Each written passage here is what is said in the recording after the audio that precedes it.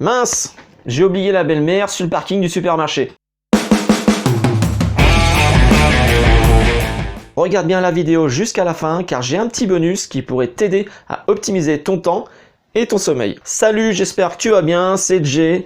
Si tu ne me connais pas, je suis un salarié sur la route de l'aisance financière. C'est-à-dire que je fais ce qu'il faut pour ne plus dépendre de mon salaire. Autrement dit, qu'il ne soit plus ma seule et unique source de revenus. Dans cette vidéo, je vais te donner 4 conseils pour ne plus perdre ton temps, comment l'optimiser et arrêter de sortir cette phrase « Je n'ai pas eu le temps de ». Mais avant de continuer, n'oublie pas de t'abonner à la chaîne et d'activer la petite cloche pour être averti des prochaines vidéos à sortir. Alors tu ressors peut-être cette phrase « Je n'ai pas eu le temps » lorsqu'on te demande « As-tu fait ceci ou cela ?» Et je réponds souvent, personnellement, ne dis pas que tu n'as pas eu le temps, mais que tu n'as pas pris le temps. Alors pourquoi puis-je dire cela dans certaines situations? Eh bien parce que le temps, nous l'avons bien plus que nous le pensons. Alors petit rappel, dans une journée, il y a 24 heures. Pour l'instant, tout est bon. Dans une semaine, il y a 7 jours. Donc 7 fois 24, ce qui nous donne 168 heures pour une semaine. En prenant une journée, sur ces 24 heures, si l'on enlève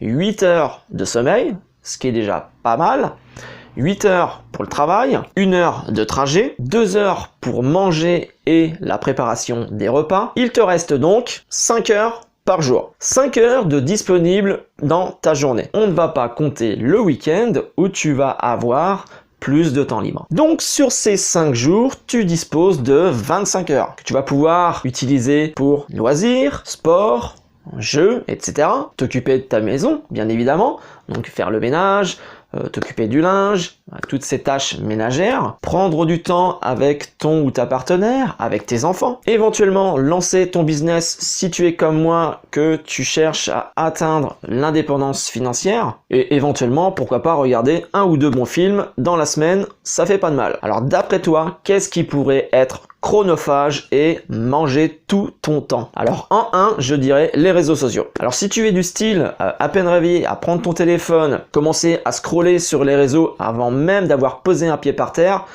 télécharge ton guide et envole-toi vers l'aisance financière. 100% gratuit. 12 conseils pour inverser la tendance.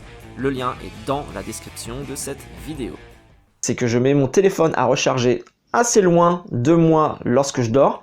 Comme ça, le matin, quand il sonne, je suis obligé de me lever et de prendre mon téléphone pour éteindre le réveil. Deuxième cas, toujours le matin, tu es debout et là, ce que tu vas faire, c'est que tu vas aller vers ta télé et tu vas l'allumer.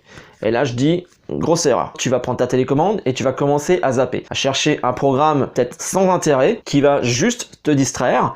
Ou alors, tu vas tomber sur des informations répétitives et un peu anxiogène, donc ça c'est pas du tout bon pour ton moral. Ce que j'applique maintenant, c'est la diète médiatique, c'est-à-dire que j'arrête de regarder les informations. Ça, pour avoir des infos, tu as des personnes autour de toi qui, elles, vont regarder les infos et qui vont sûrement t'en parler. En fait, depuis le gros confinement qu'on a vécu en 2020 avec la Covid-19, c'était vraiment trop anxiogène pour moi. Donc, je me suis dit, stop, j'arrête les infos. Tu peux essayer si tu as tendance à passer trop de temps devant les informations et que cela nuit fortement à ton moral. Je te conseillerais d'appliquer une diète médiatique. Comme je te l'ai dit avant, tu pourras avoir les infos par tes proches, tes collègues, des amis. Troisième cas, ce serait de faire les choses au dernier moment. Avec cette petite phrase qui ne t'aide pas, j'ai le temps, je suis large. Alors si dès que tu as une petite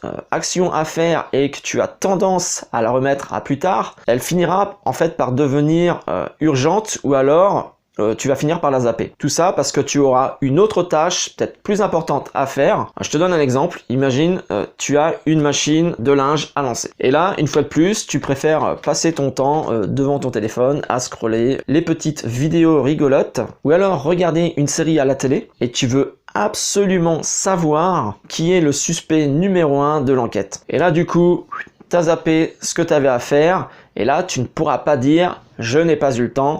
Mais je n'ai pas pris le temps de. Alors rien ne t'empêche en fait de faire pause, de faire cette petite tâche qui va te prendre seulement 5 minutes et de revenir pour reprendre l'épisode que tu es en train de regarder. Alors en 4, ce serait de passer des soirées avec tes potes, tes amis, tes collègues, enfin bref, des after-work.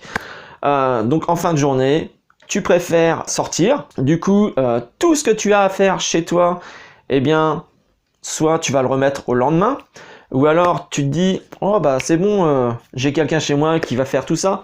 Bah, j'espère que tu n'es pas du style à laisser aux autres les choses que tu as à faire. Alors je suis pour la paix des ménages, bien sûr. Hein. Alors, tu peux bien évidemment passer du temps avec tes amis, mais il faut pas abuser non plus, quoi. Il faut que tu gardes à l'esprit que tu as sûrement des choses à faire chez toi. Voici le petit bonus qui va te permettre de gagner du temps et aussi d'optimiser ton sommeil. Alors si tu es du style à passer de mauvaises nuits, c'est-à-dire à travailler en pleine nuit, dire ah, j'ai oublié de faire ça, ou demain, il faut absolument que je fasse ça. Il y a une petite technique simple et efficace. C'est le soir, avant de te coucher, tu vas noter toutes les choses que tu auras à faire le lendemain. Et crois-moi, en fait, en notant ces choses à faire, tu vas débarrasser ton cerveau et le libérer. Et ça va t'éviter ces réveils en pleine nuit en te disant « Mince, j'ai oublié la belle-mère sur le parking du supermarché. » Mais non, je blague, bien sûr. Alors, mais surtout, tu vas en ressentir les bienfaits et au réveil, tu te sentiras prêt à attaquer ta journée du bon pied et à effectuer toutes les tâches pour ne plus te retrouver submergé et enfin pouvoir dire j'ai pris le temps de le faire.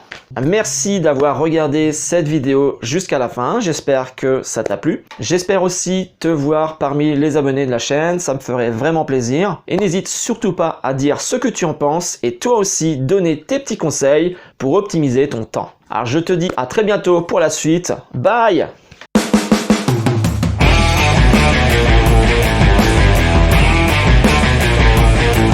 Télécharge ton guide et envole-toi vers l'aisance financière. 100% gratuit. 12 conseils pour inverser la tendance. Le lien est dans la description de cette vidéo.